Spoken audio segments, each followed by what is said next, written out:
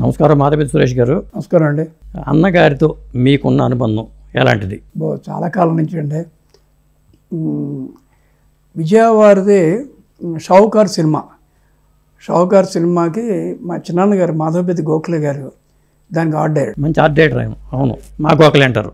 అక్కడి నుంచి ఆయన నెక్స్ట్ ఆ సినిమా తర్వాత పాతాళ భైరవి, మాయాబజార్, గుండమ్మ కథ, జగదేక వీరుని కథ, ఇలాగా రకరకాల సినిమాలన్నింటికి ఆయన ఆర్ట్ డైరెక్టర్గా పనిచేయడం. ఆయన రామారావు గారు ఒక అన్నదమ్ముల్లాగానే ఉండేవారు ఆ రోజుల్లో. ఎందుకంటే నాకు అప్పుడు మాయాబజార్ విడుదలైనప్పుడు నాకు 6 ఏళ్ళు. మేము ఎవ్రీ ఇయర్ చెన్నై వెళ్ళేవాళ్ళం, అప్పుడు మెడ్రాసే కదా. మా చిన్నాన్న గారి ఇంటికి పక్కనే ఇంకొక చిన్నాన్నగారు సత్యం గారు కూడా కొన్ని సినిమాలకి రామారావు గారికి పాడారు. గోఖలే గారు ముఖ్యంగా ఏంటంటే చాలా సినిమాలకి, ముఖ్యంగా తోటరాముడు ఇలాగే ఉంటాడు అని చూపించింది గోఖలే గారు. అంటే ఆహార్యం. అలాగే శ్రీకృష్ణుడు అంటే రామారావురే అలా తయారు చేసింది గోఖలే గారు. అలాగే ఒక ఫోక్లోర్ సినిమాలో విజయ్ ఆయన ఇలా ఉంటాడు, ఒక సాహసికమైనటువంటి యువకుడు ఎలా ఉంటాడంటే రామారావులో ఉంటాడు. ఆహార్యం అనేది ఇంపార్టెంట్ కదా. సో అవన్నీ అలాగే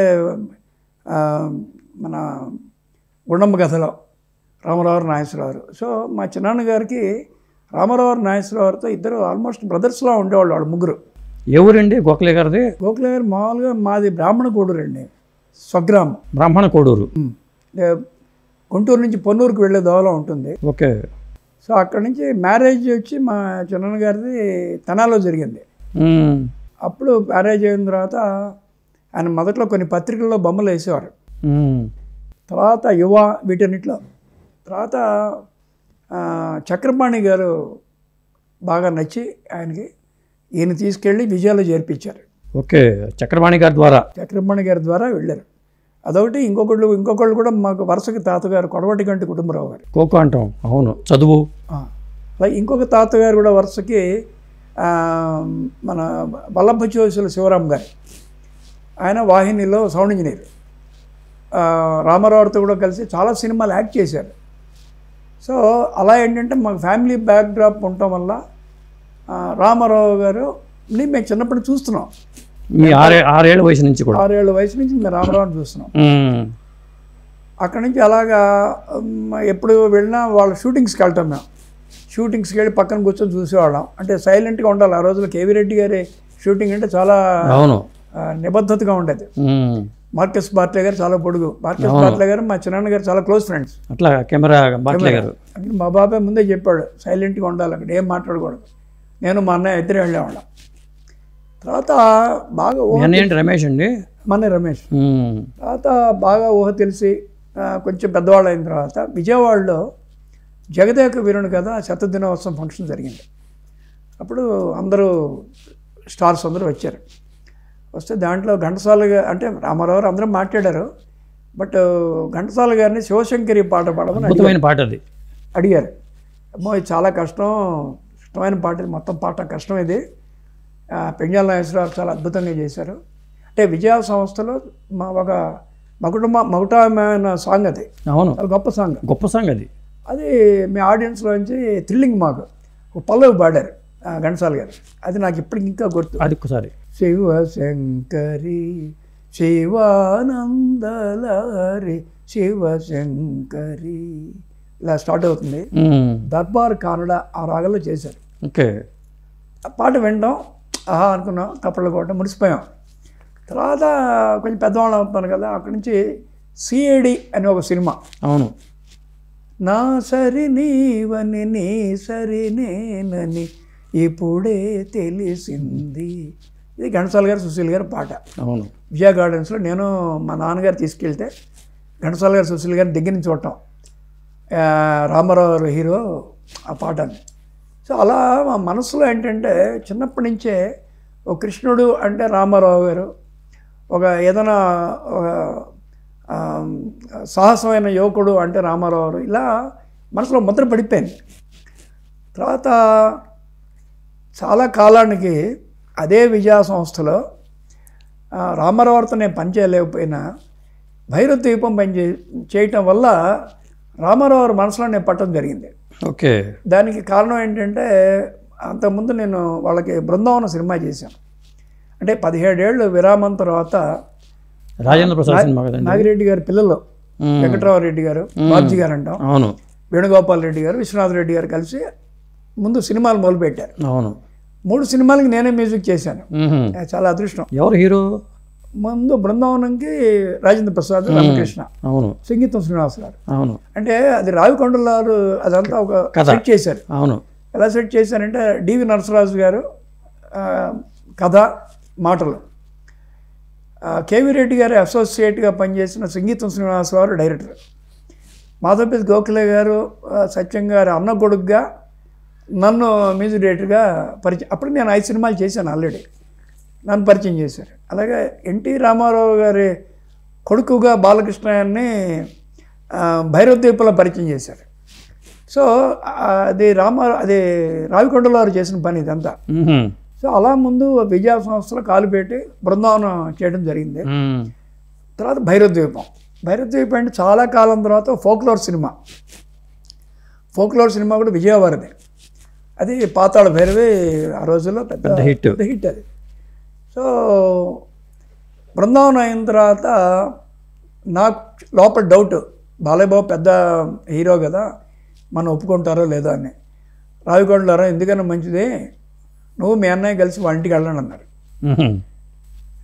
ఎందుకు వెళ్ళమన్నారంటే బాలయ్య బాబుకి అంటే మా అన్నయ్య అంటే రామారావు చాలా ఇష్టం.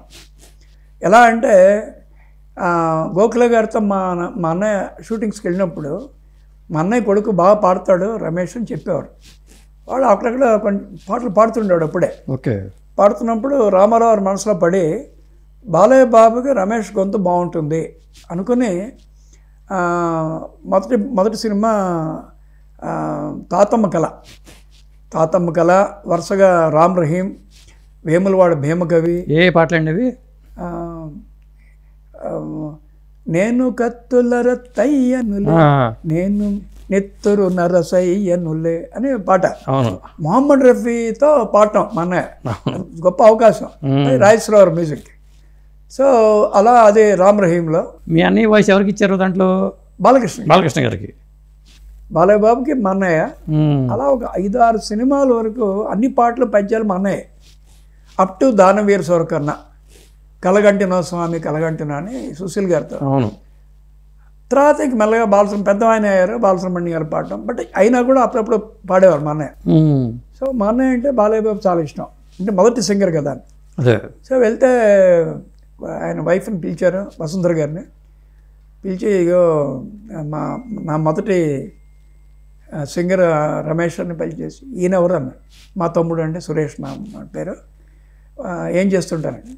వాడు చాలా సినిమాలకి కీబోర్డ్ ప్లేయర్గా పనిచేశాడండి, ఇప్పుడు మ్యూజిక్ డైరెక్టర్ అయ్యాడు. ఏ సినిమాలు చేశారా అంటే బృందావనం ఇప్పుడు ఈ మధ్య.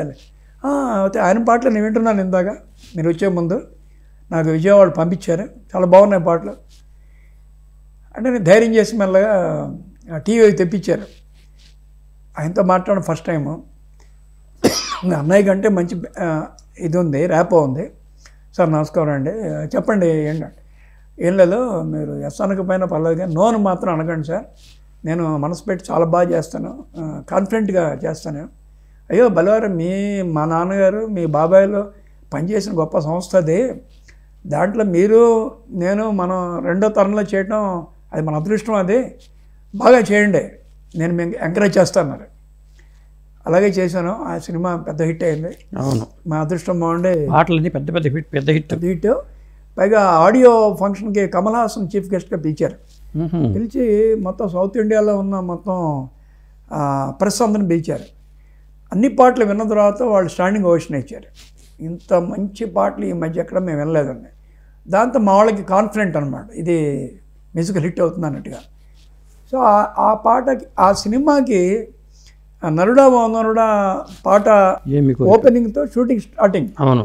దానికి అన్నగారు రామారావు గారు చేతుల మీదుగానే ప్రారంభోత్సవం. ఓకే.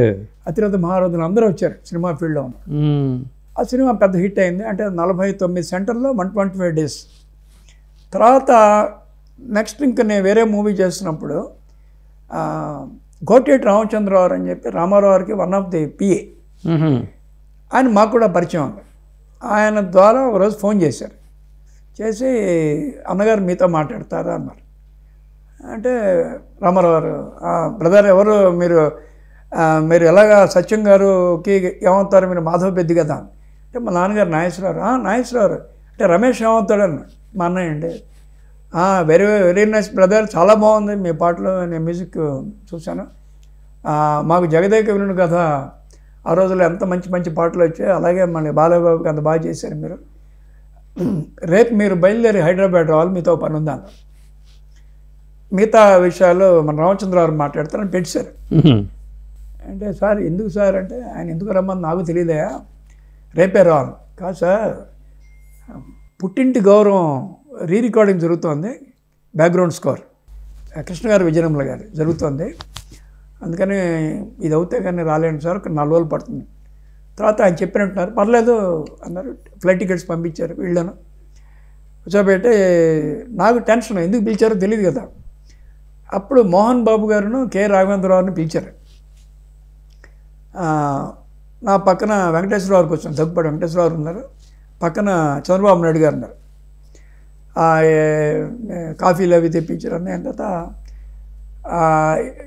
సార్ నమస్కారం, మీరు ఎందుకు పిలిపించారు నాకు తెలియలేదు, కొంచెం టెన్షన్గా ఉందని.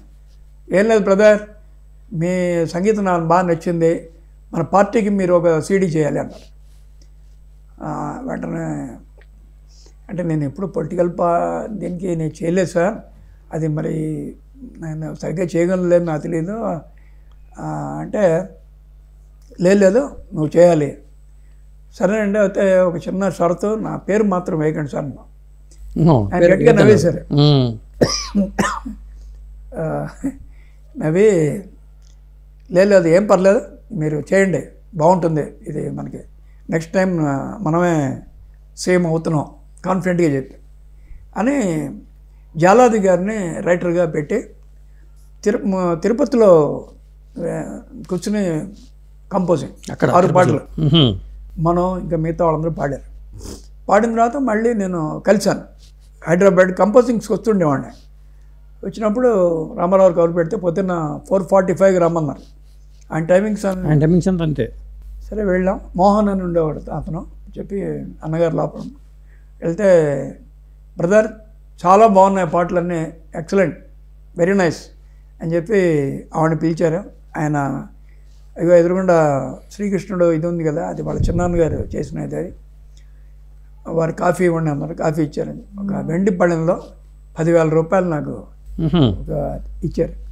ఇది నా జీవితంలో మర్చిపోలేండి, ఇది చాలా నచ్చింది. అనగా ఆ అమౌంట్ చూసి నాకు చాలా, అంటే ఆయన దగ్గర నుంచి ఒక అమౌంట్ తీసుకోవడం అనేది ఒక పొజిషన్, పెద్ద అమౌంట్ కదా ఇది. 10,000 రూపాయలు అంటే చిన్న అమౌంట్ కాదు. 1995, 96 ఆ ప్రాంతాల్లో. ఓకే, అది అయిపోయింది. థ్యాంక్స్ చెప్పాను. తర్వాత 2-3 సందర్భాల్లో కలిసాం.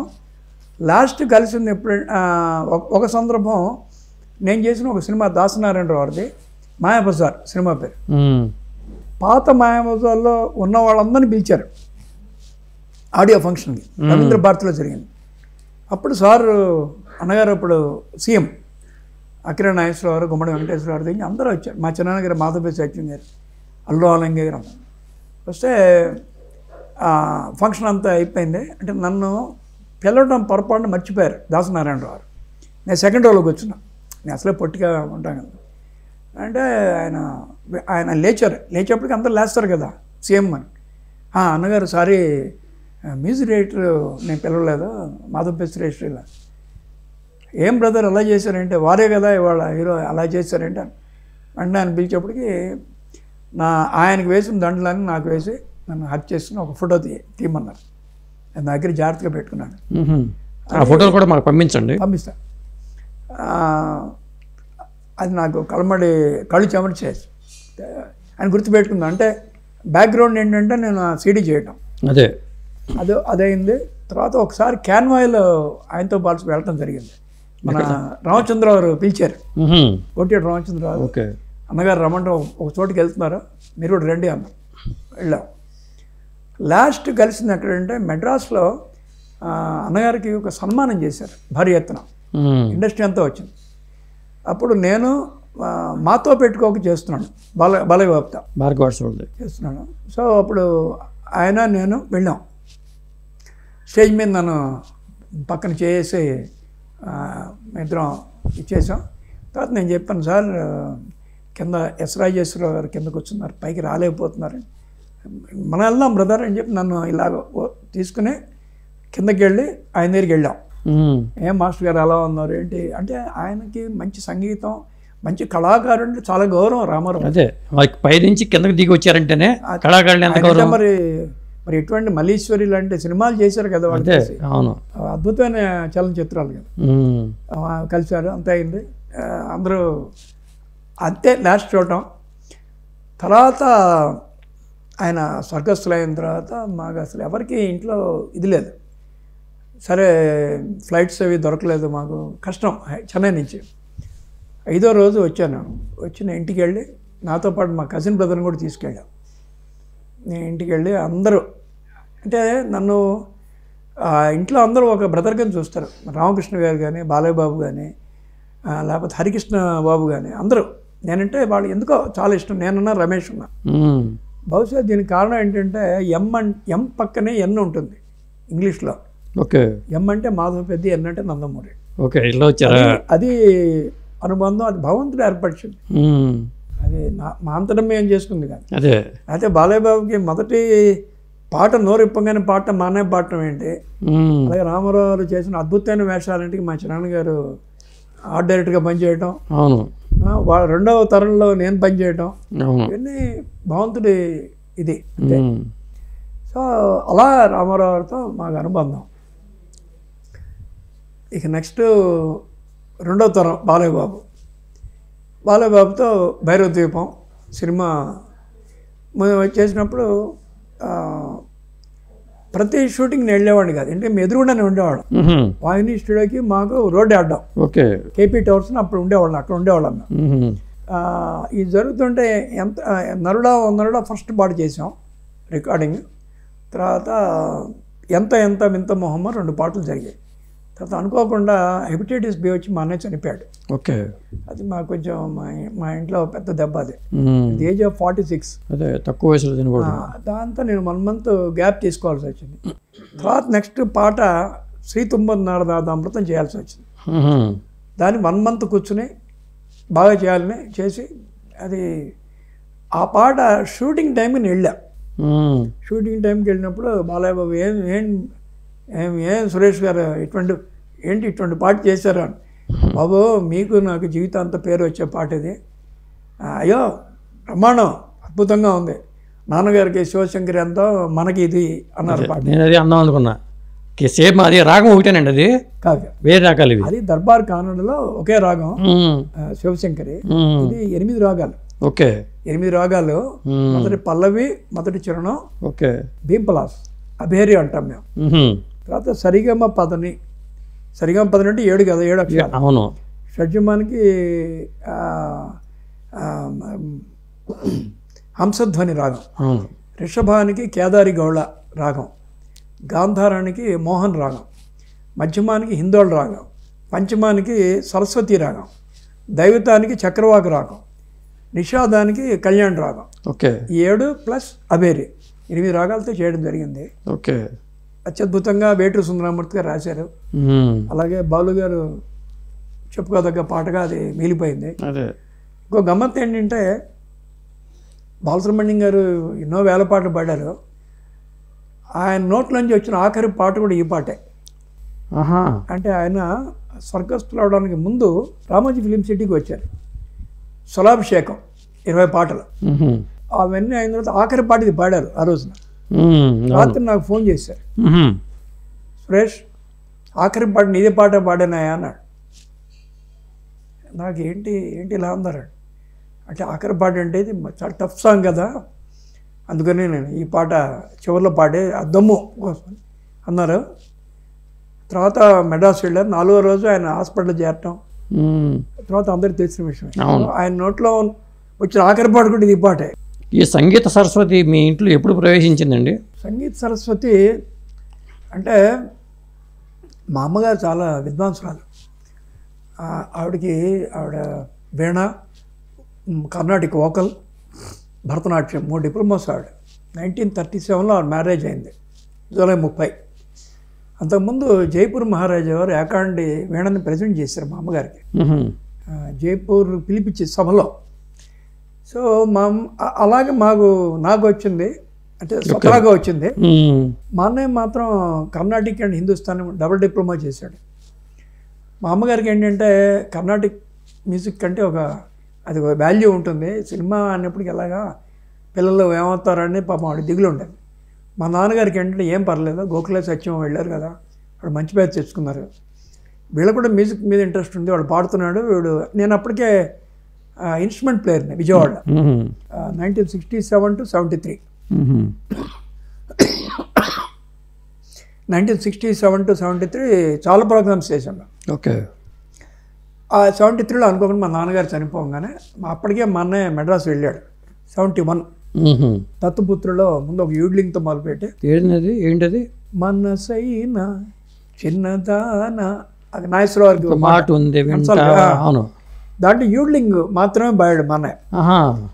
యూడ్లింగ్ అంటే యూళ్ళు యూళే యూళి అని అవును, రమోలా అని శ్రీశ్రీ గారి మరదలు. అవును, శ్రీశ్రీ రాజబాబుకి మరదలు. అవును, ఆమె నవ్వులు, మా అన్నయ్య యూడ్లింగ్స్. తర్వాత కే వాసు అని సత్యగాత్మ గారి అబ్బాయి, అవును, వాళ్ళ సినిమా ఆడపిల్లల తండ్రి, దాంట్లో మొదటిసారి సోలో పాడాడు. ఎవరికంటే మన నాగభూషణం గారికి.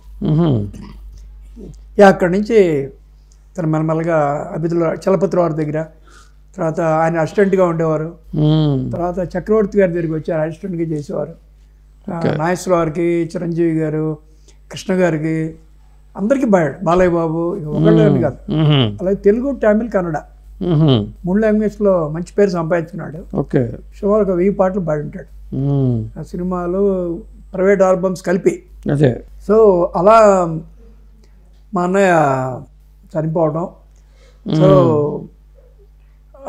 బాలయ్య బాబుతో ప్రయాణం అలా వెళ్తుంటే, రెండవ సినిమా అంటే భైరవద్వీప్ అయిన తర్వాత మాతో పెట్టుకోకు, ఆ సినిమాకి ముందు నేను కాదు మ్యూజిక్ డైరెక్టర్ని. దానికి ఈవివి సత్యనారాయణ గారు director, Raj-Koti music. Okay. Already వాళ్ళు అనౌన్స్ కూడా చేశారు. ఒకరోజు ఎందుకంటే నేనంటే భార్గవాడ్స్ గోపాల్ రెడ్డి గారు చాలా ఇష్టం.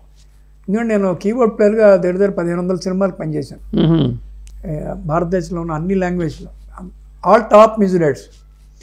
సో వీళ్ళకి భార్గవాడ్స్కి చాలా సినిమాలు నేను కీబోర్డ్ ప్లేయర్. ఓకే. ఆయనకి మా లెటర్ అంటే ఇష్టం. మహాదేవన్ గారు వచ్చిన తర్వాత అన్నీ మాపల్లిలో గోపాలుడు, మంగమ్మ గారి మనోడు, ఇవన్నీ మా మీద పెట్టేవాడు ఆయన. నేనే అన్నా, ఒకరోజు నన్ను పిలిచి సినిమా ఇస్తారు మీరు అన్నా, మా ఉంది కదా. మంగమ్మ గారి మనోడు, దంచవే మేనత్త కూతురు, అవన్నీ వాయించిన పాటలు అవన్నీ అంటే బాలయ్య బాబుకి అంతకుముందే చాలా పాటలు నేను కీబోర్డ్ ప్లేయర్. సో ఇది ఒకరోజు ఆయన నన్ను పిలిచారు. వెంటనే ఇమ్మీట్ రావా, నువ్వు నీ కారులో వస్తావా, నీ కారు పంపించినాను. ఇవన్నీ నేను నా కారులో వస్తాను, నీ ఇబ్బందులు. వెళ్ళిన తర్వాత ఈ సినిమా నువ్వే మ్యూజిక్ అని. అదేంటి, అది ఆల్రెడీ మీరు అనౌన్స్ చేశారు కదా, అది నీకెందుగా, కోదండరామరెడ్డి గారు చేస్తారు, నువ్వే మ్యూజిక్ అన్నాను. సరే తప్పకుండా అన్నాం. మ్యాక్సిమం 1 వీక్ 6 పాటలు కంపోజ్ చేసాం. ఓకే. 7వ రోజు ఇంకా డైరెక్టర్ గారితో కూర్చొని ఒక పాట చేసాం, క్లైమాక్స్ సాంగ్. అదే. తర్వాత ఆయన చెప్పాడు, ఈ సినిమా రావడానికి కారణం బాలయ్య బాబు, ఎందుకంటే నాకు డౌట్ ఉండే, నేను పెద్ద హీరో కదా, నేను అడగాలి, బాలయ్య బాబు నా హీరో, మ్యూజిక్ చాలా ఇంపార్టెంట్ కాబట్టి ఇలాగా ఎవరిని పెడితే బాగుంటుంది, ఇలాగ మేము వీళ్ళు వద్దనుకుంటున్నాం అంటే మాధవ సురేష్ని పెట్టండి అంటే, నేను చెప్పాను భైరవద్వీపం అంటే అది ఒక ఫోక్లోర్ సినిమా, ఇది మాస్ మసాలా, అది చేసిన వాళ్ళు ఈజీగా చేస్తారు సార్, మీరు భలేవాళ్ళు మీరు, ఆయన పెట్టండి అని చెప్పిందే బాలయ్య బాబాయ్ అన్న. ఓకే. నేను మనసులో దండం పెట్టిన ఆయనకి, చాలా థ్యాంక్స్ అని చెప్పి మొత్తంగా చేసాం. అది సినిమా సూపర్ హిట్ కాకపోయినా పాటలు పెద్ద హిట్. అవును, చాలా పెద్ద హిట్. దాని తర్వాత అంటే ఒక ఫోక్లోర్ సినిమా తర్వాత మాస్ మసాలా బాలయ్య బాబుతో. మళ్ళీ 3వ సినిమా శ్రీకృష్ణార్జున విజయం. నాకు భైరవ ద్వీపంకి శ్రీకృష్ణార్జున విజయం అన్నిటికీ నంది అవార్డ్స్ వచ్చాయి. ఓకే. సో దీనికి పాటలు మరి ఇక్కడ ఎక్కడ నంది అవార్డులు కనపట్లా? అక్కడ ఉంది పైన ఉన్నాయి. ఉన్నాయి, రెండు ఉన్నాయి. సో అలా ఆ సినిమా పాటలు మంచి చాలా క్లిక్ అయ్యాయి. సినిమా ఏంటంటే సూపర్ హిట్ అంటే సినిమా అనేది ఒకప్పుడు ఏంటని మనకేం దాంట్లో కానీ బాలయ్య బాబు అద్భుతంగా చేశాడు, నో డౌట్ ఎట్ ఆల్. మంచి సినిమా అది. అవును, ఇప్పుడు కూడా ఈటీవీలో చాలాసార్లు వేస్తున్నాను. కృష్ణుడు అర్జునుడు చాలా బాగా చేశాడు. ఎక్కడ అసలు ఒక చిన్న మిస్టేక్ లేదు అసలు. చాలా బాగా మంచి పాటలు కుదిరాయి. అదే అయింది. దాని తర్వాత ఇంకా నాకు అలా మిగతా సినిమాలు చేస్తున్నప్పుడు ఇంక మెల్లగా ఈటీవీకి నేను వెళ్ళిపోవడం. ఓకే. ఈటీవీలో ఉండటం వల్ల నేను ఎక్కువ సినిమాలు చేయలేకపోయాను. 7 ఏళ్ళు వర్క్ చేసే వాళ్ళకి చాలా సీరియల్స్ అని నేనే చేసినవే. ఓకే. సో అలా అలా సినిమాలకి ఏదైనా కూడా ఎక్కడ మేము కలిసినా మా అన్నయ్య మా రమేష్ నన్ను ఎలా చూసుకునేవాడు, బాలయ్య బాబు నన్ను అంత ప్రేమిస్తాడు. అలాగే రామకృష్ణ. ఆ మధ్య లాస్ట్ ఇయర్ రవీంద్ర భారతిలో బాలయ్య బాబు పెద్ద ఎత్తున సన్మానం చేశారు. చేస్తే నేను one of the chief guest. Stage మేమిద్దరం పక్కన కూర్చుని 3 గంటలు మేము మాట్లాడుకు కూర్చున్నాం. ఓకే. మేము వచ్చే వరకు. అలాగే నాకు 58 ఇయర్స్ నిండిన సందర్భంలో రవీంద్ర భారతి పెద్ద ప్రోగ్రాం పెట్టారు. బాలయ్య బాబు, నారాయణ రెడ్డి గారు, గుమ్మడి వెంకటేశ్వరరావు గారు, కోట శ్రీనివాసరావు గారు, ఇలా అందరూ వచ్చారు, పెద్దవాళ్ళందరూ వచ్చారు. ఆ రోజు కూడా బాలయ్య బాబు చివరి వరకు అంటే మాది 5 to 8:30 ప్రోగ్రాం. తర్వాత బాబు వచ్చి మాట్లాడాలన్నమాట. ఓకే. ఎక్కడ నా గురించి మాట్లాడినా కూడా అతను మనస్ఫూర్తిగా మాట్లాడతాడు. వాళ్ళ కార్లో ఎప్పుడు భైరవ దీపం సీడింగ్ ఉంటుంది. ఇది పెద్ద ఆయనకేనో బాలయ్యబాబుతో మాకున్న అనుబంధం. ఓకే. ఇంకా తర్వాత మరి ఎవరెవరికి చేశారు? ఇంకా అనుకోకుండా 3వ తరంలో కూడా Tarak junior NTR first picture కూడా నేనే మ్యూజిక్ చేశాను. ఓకే. బాలరామాయణం. అసలు పేరు రామాయణమే. అది ఎంఎస్ రెడ్డి గారు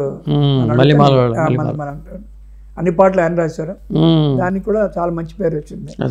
సో అనుకోకుండా ఆ కుటుంబంలో అలా వెళ్తున్న మా అనుబంధం. ఎలా ఉంది జూనియర్ ఎన్టీఆర్? అసలు చాలా అప్పుడు చిన్న కుర్రాడు కదా, 12 ఏళ్ళు అంటే 11-12 ఏళ్ళు కుర్రాడు. ఓకే. మాధవ పెద్ద అంతులను మా ఒళ్ళో కూర్చున్నవాడు.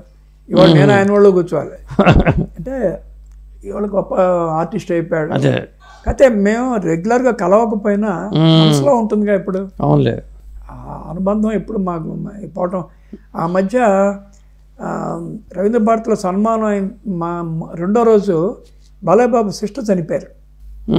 చనిపోతే నేను నా వైఫ్ వెళ్ళాం. ఆ రోజు అందరు ఫ్యామిలీ మెంబర్స్ని పలకరించి, ఎందుకంటే మినిమం కర్టసీ. అవును, మంచికి చెడుకి మనం వెళ్ళాలి, అది పద్ధతి. అది వెళ్ళి అందరిని పలకరించి చాలాసేపు ఉండి వచ్చాం. ఓకే. సో ఎక్కడ కలిసినా మేము వసుంధర గారు కానీ, అమ్మ పేరు వసుంధరాదేవి. ఓకే. అట్లాగా.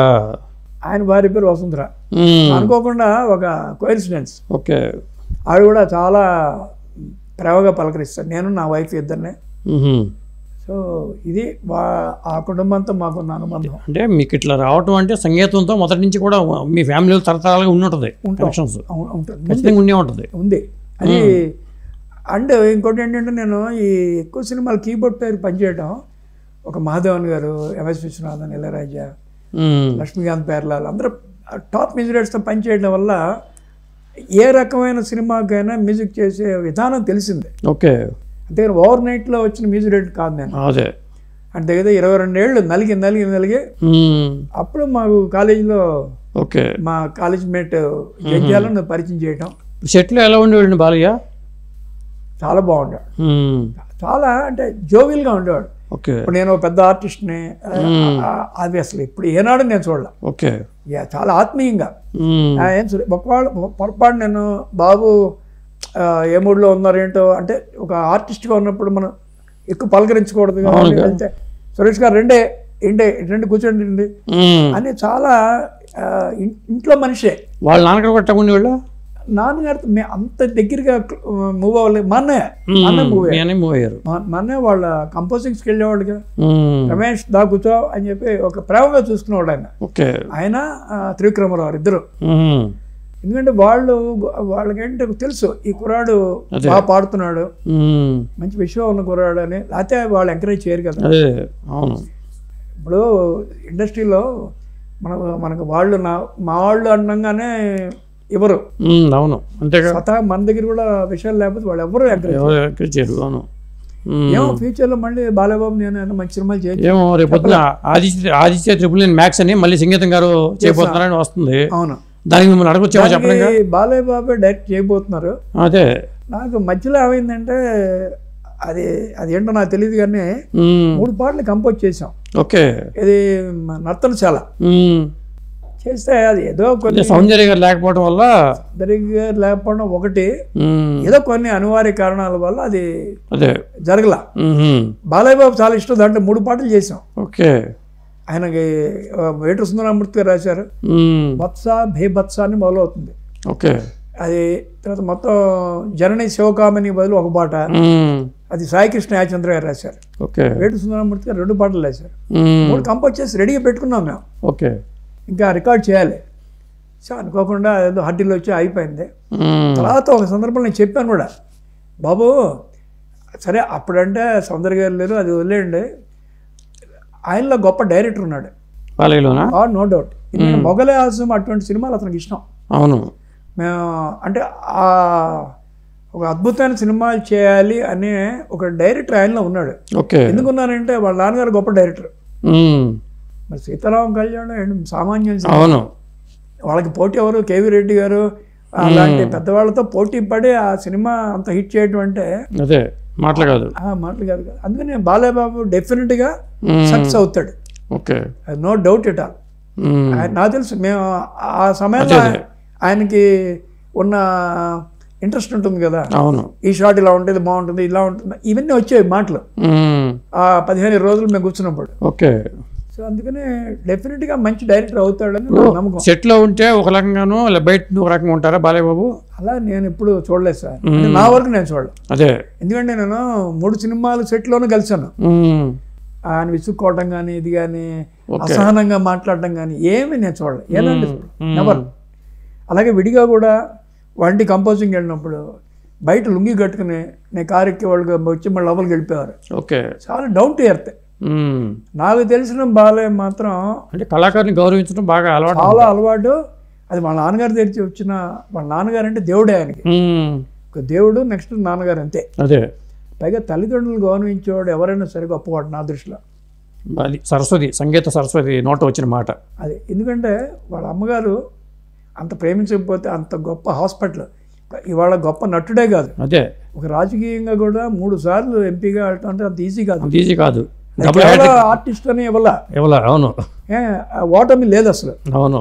నెక్స్ట్ ఏంటంటే వాళ్ళ అమ్మగారికి దానికి ప్రపంచం అంతా ఆయన వెళ్ళి నిధులు దాన్ని కొంత తీసుకొచ్చి దాన్ని ఒక ఇంటర్నేషనల్ లెవెల్ తయారు చేస్తున్నారు. అదే. ఇప్పుడు సెకండ్ ఫేజ్ కూడా అక్కడ చేస్తున్నారు, అమరావతి చేస్తారు అక్కడ. అవును. సో ఒక తల్లిదండ్రులు రుణం తీర్చుకుంటున్నాడు ఆయన. అవును. సో ఇప్పుడు ఇంకోటి ఏంటంటే ఆర్టిస్ట్గా రామారావు అబ్బాయిగా ఇవాళ మనం చూస్తున్నాం కదా. అవును. ఆ వారసత్వాన్ని కొనసాగిస్తూనే ఓ పక్కన ఇప్పుడు డైరెక్షన్ దేవుడు కరెక్ట్ టైం కూడా అంతే కదా. నాకన్నా అంటే వీళ్ళు మొదటి నుంచి కూడా ఒకటి అంటారండి, నాకు బ్లడ్లో ఉంది, బ్లడ్లో ఉంది. అవును, అన్ని బ్లడ్లోనే ఉన్నాయి వీళ్ళకి. అవును. డైరెక్షన్ బ్లడ్లోనే ఉంది, నటన బ్లడ్లోనే ఉంది, అన్ని బ్లడ్లోనే ఉన్నాయి. అదే ఆ నమ్మకం, అంటే ఒక కాన్ఫిడెన్స్. అదే, అది నందమూరి వంశంలోనే ఉంది, నో డౌట్. అదే సాధారణంగా బ్లడ్లో ఉందంటే బ్లడ్లో రోగాలు ఉంటాయి, లేదా ఇంకోటి ఉంటుంది. ఇట్లాంటి అంటే కాన్ఫిడెన్స్ అనే అదే పవర్ ఉంది, నో డౌట్. ఈవెన్ హరికృష్ణ బాబు కూడా మేము కలిసినప్పుడు ఎంతో అన్యోన్యంగా మాట్లాడుకునేవాడు.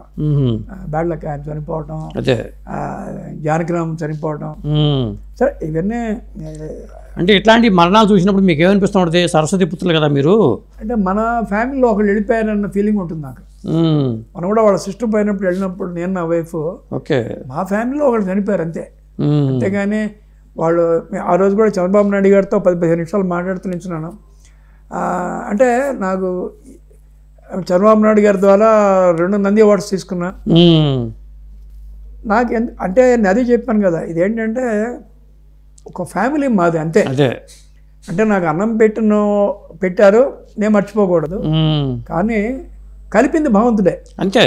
ఎందుకంటే ఇవాళ ఎంతోమంది గొప్ప మ్యూజిక్ డైరెక్టర్స్ ఉన్నప్పుడు భైరవ ద్వీపాన్ని ఏం చేయటం ఏంటి? అది పాయింట్. ఆ రోజుల్లో ఎంతోమంది గొప్ప మ్యూజిక్ డైరెక్టర్స్ ఉన్నారు కదా. అవును.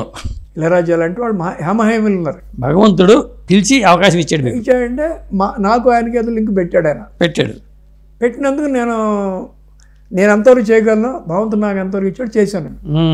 ఈవెన్ కృష్ణార్జున విజయం కూడా మంచి మ్యూజికల్ ఆల్బమే. అలాగే మాతో పెట్టుకోకంతే. సినిమా హిట్ ఫ్లాప్ అనేది మన చేతుల్లో. దీనికి ఒక ఎగ్జాంపుల్ ఏంటంటే, ఒక పురోహితుడు మంచి ముహూర్తాలు చూసి పెళ్లి చేస్తారు. అవును. కొంతమంది 40 ఏళ్ళు 50 ఏళ్ళ కాపురాలు చేస్తారు. అవును.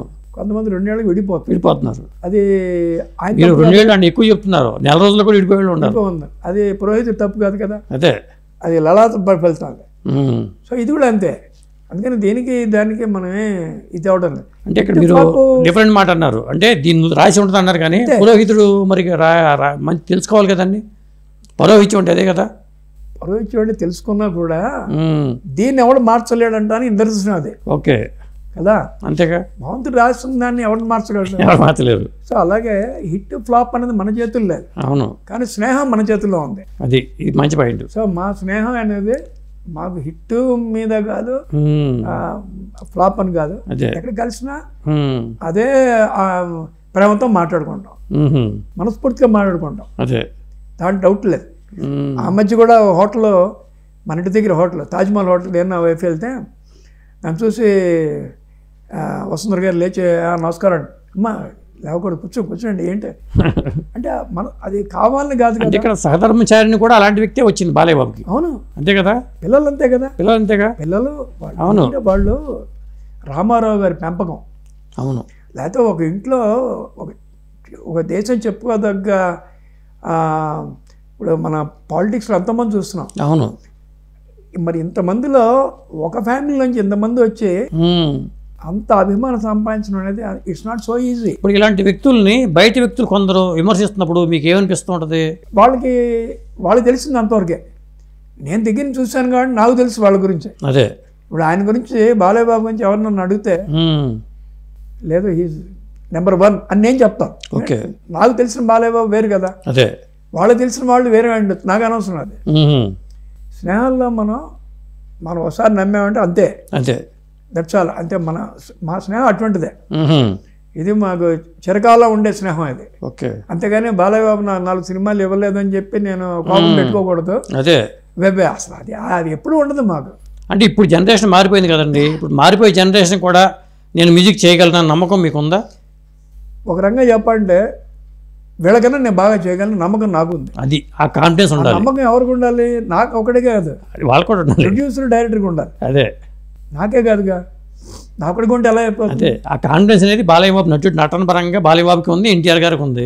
మరి అదే ఆయన ఇప్పుడు రకరకాల వేషాలు వేశారు, ఎన్నో ఆయన వేలని వేషాల. అవును. అలాగే బాలయ్య బాబు రకరకాల వేసాడు, మెప్పించాడు కదా. అందుకని అదేం లేదు. ఇప్పుడు ఆయనకి 60 దాటే. అవును. చిన్నవాడు కాదు కదా. అవును. మరి ఇప్పటికీ ఇలా చేస్తున్నాడు అతను. అంటే అతనిలో ఒక అంటే 60 దాటిన తర్వాత నుంచి గ్రాఫ్ పెరిగింది తగ్గట్లా.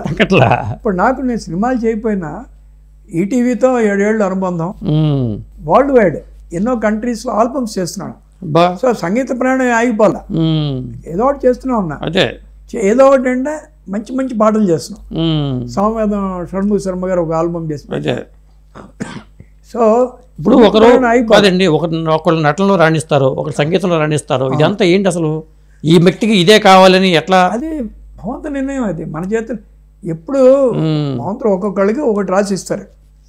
దాంట్లో ఇప్పుడు బాలసుబ్రహ్మణ్యం గారు తీసుకోండి. ఆయన ప్రొడ్యూసరు, సింగరు, మ్యూజిక్ డైరెక్టరు, నటుడు, ఎన్నున్నా గాయకుడిగానే ఆయనకి పేరు ఫస్ట్ గానగంధర్వుడు అనే పేరు మళ్ళీ ఆయనకి అదే రాసి పెట్టింది. అదే మిగతా అన్ని ఎన్ని చేసినా అదే నెంబర్ 1. అది అందరికీ కుదరదు. అది చాలా ఒక్కొక్కరు. నాకేంటే ఇప్పుడు నాకు 7-8 డిగ్రీస్ ఉన్నాయి, కానీ బాగుంది దీంట్లో రాసి పెట్టాడు మ్యూజిక్కే చేయాలి అని. అంతేగా. మేము కొత్తది చేయకూడదు, ఎందుకంటే అది రిస్క్. ఎవరైనా అంతేనండి. అసలు 10 బళ్ళు పెట్టుకోవడం కన్నా ఒక దాని మీద పెట్టడం మంచిదా? Too many cooks spoil the game అంట. అవును. అలాగే 2 బోట్స్ మీద కాలు అంటే పెట్టచ్చు. ఇప్పుడు నేను మ్యూజిక్ డైరెక్టర్ రావడానికి ముందు నేను జీవితంలో స్థిరపడిన తర్వాత మ్యూజిక్ డైరెక్టర్ అయ్యా. ఓకే. ఎందుకంటే కీబోర్డ్ ప్లేయర్గా ఉన్నప్పుడు మాకు డైలీ ఇన్కమ్ వచ్చేది కదా, ఇన్కమ్ వస్తుంది. మరి అది పోతుంది కదా, ఇది సినిమా హిట్ అవుతుందో ఫ్లాప్ అవుతుందో ఏమైనా మాకేం తెలియదు. రిస్క్ తీసుకోవడం ముందు మనం సెటిల్ అయిపోయాం, అప్పుడు వెళ్ళాం. అదే అది తప్పులేదు. అంతేగాని రాగానే మ్యూజిక్ డైరెక్టర్ చేస్తున్నాం, అది ఒకవేళ దొరకలేదు, అవకాశాలు రాలా, నెక్స్ట్ ఏం చేస్తారు? అవును, అలా ఉండకూడదు. మనకు తెలిసిన ఇవే మనం చేయడం ఏం తప్పలేదు. ఓకే, మనకి తెలిసిన అయితే అది అందరూ మెచ్చుకున్నట్టుగా ఉండాలి. ఇప్పుడు గోఖలే గారి ప్రస్తావన ఇంత చేశారు కాబట్టి దానికి సంబంధించిన విశేషాలు ఏమన్నా చెప్పండి. ఇప్పుడు గోఖలే గారికిను రామారావు గారికి ఉన్న అనుబంధం చెప్పాను కదా, అలాగే సత్యం గారికిను రామారావు గారికి చుట్టరికం ఉంది. ఎట్లా చుట్టరికం అంటే ఏంటంటే మా బాబాయ్ చుట్ట తాగుతారు. అవును. ఈయన మా బ్రాహ్మణ గుడుల పక్కన పొన్నూరు అటువైపు చేపురారు. అవును. అక్కడి పొగ తెప్పించేవాడు ఆయన. తెప్పించి ఈయన ఇంట్లో చక్కగా దాన్ని పక్కగా చుట్టాలన్నీ కట్టి సైకిల్ మీద, ఈయన ఎప్పుడు సైకిలే. ఓకే. తిన్నగా అన్నగారింటికి వెళ్ళేవాడు. వెళ్ళి మాధవపెద్ది గారు వచ్చారు, మంచి కాఫీ ఇవ్వండి అనేవాడు ఆయన. కాఫీ తాగానికి అన్నగారు అని చెప్పి చుట్టలు ఇచ్చేవాడు ఆయన. సో అలా చుట్టరికం అనమాట. చుట్టరికం ఇచ్చి అప్పుడంతా ఇంటికి వెళ్ళి పేమెంట్స్ తీసుకోవడం, పద్యాలు కాల్చేవాళ్ళు ఇంటి రామారావు గారు. వాయిస్ కోసమనే, వాయిస్ కోసం చుట్ట కాలిస్తే మంచిది. బాలయ్య బాబుడు కాలుస్తాడు. నిజమా? అవును. అరే ఆయనలానే తెల్లవారుసామున లేస్తాడు ఈయన కూడా. అవును. ఆయన 3:30కి లేచి ఆసనాలు అవన్నీ వేసి, ఈయన కూడా భోజన ప్రియుడు కదా. అవును. బాలయ్య బాబుడు అంతే. ఓకే. అది వాయిస్ బాగుంటుందని చుట్ట కాలిస్తే నేను కూడా కాలుస్తాను. మా అంటే వాయిస్ మీద ఆధారపడే వాళ్ళకి అదే ఇంపార్టెంట్. అవునులే, నేను మా వాయిస్ కదా నేను చెప్పాలి కదా. మా బాబాయ్ అలాగే ఆయనకి అన్నీ ఇచ్చి అక్కడి నుంచి సైకిల్ తీసుకుని పక్కనే ఘంటసాల గారి ఇల్లు ఆయనకి ఇచ్చేవాడు. ఏం బాబు సత్యం బాబు ఎప్పుడైనా చుట్టలు అయిపోతే చెప్పాలంటే ఫోన్ లేదు నీకు? మా బాబాయ్ ఇద్దరికి ఫోన్ లేవు, నో ఫోన్స్. ఈయన వర్క్ ఉంటే వర్క్ లేకపోతే ఇంట్లో కూర్చొని బ్యాక్ ఆడుకునేవాళ్ళు. ఓకే. చతుర్ముఖ పారాయణం. చతుర్ముఖ పారాయణం. సో అలాగే రామారావుకి మా బాబాయ్కి చుట్టరికం ఉంటుంది. మొత్తం బాగుంది బిట్టు. అది రామారావు అనేవాళ్ళు, ఏం బ్రదర్ ఇద్దరు మంచి ఇల్లు కట్టుకున్నారు చక్కగా, పింగళ నాగేంద్రరావు ఇంటి ఎదురుకుండా గోఖలే గారి ఇల్లు. అట్లాగా కట్టుకున్నారు, అన్నీ బాగున్నాయి, నువ్వు టెలిఫోన్ పెట్టుకోవట్లేదే అని ఘంటసాల గారు అడిగేవాడు. ఎందుకు సార్, అన్నగారికి, నాగేశ్వరరావు గారికి, కాంతారావు గారికి అందరికీ మీరే పాడతారు, నేనేదో కామెడీ రమణారెడ్డి రంగి రాక్షసుల పాటలు పద్యాలు ఉంటే రంగడు అంటే ఈశ్వరంగారు గారు పాడతాను, అదే దీనికి ఒక టెలిఫోన్ కావాలని ఎవడైనా డౌట్ ఉండేవాళ్ళు. బాబాయ్ లైఫ్ టైం సైకిలే. సచిన్ గారు సైకిలే, రామారావు గారు కూడా సైకిలే ఒకప్పుడు. మేము ఇంకా చూడలే. మా బాబాయ్ వంటికి వచ్చేవాళ్ళట రామారావు గారు, నాగేశ్వరరావు గారిని హంబరు ర్యాలీ సైకిల్ మీద వచ్చేవాడిని. అవును, మా బాబాయ్ చెప్పాడు. అప్పట్లో అంబర్ ఫేమస్ బాగా. అంటే అప్పట్లో అది ర్యాలీ సైకిల్ మీద వచ్చినట్టే కదా. అంతే. సో అది చుట్టరికం. అదే అలాగే అన్నతమ్ముడు అనుకుంటాను సినిమా పేరు, రగులుతుంది అని ఒక పాట. ఓకే. అది రాజసులోచన ఎన్టీఆర్ చేశారు. దాంట్లో మా సత్యం గారు పాడారు. అట్లాగా అలాగే ఇంకో 2-3 సినిమాలకి పాడారు. మన ఉమ్మడి కుటుంబం ఇటువంటి కొన్ని సినిమాలకి పాడారు. ఉమ్మడి కుటుంబం ఏ పాట అండి అది? పాట పద్యమా నాకు అంత బాగా గుర్తులేదు, బట్ పాడారు. సతీ సావిత్రి కొన్ని పాడారు.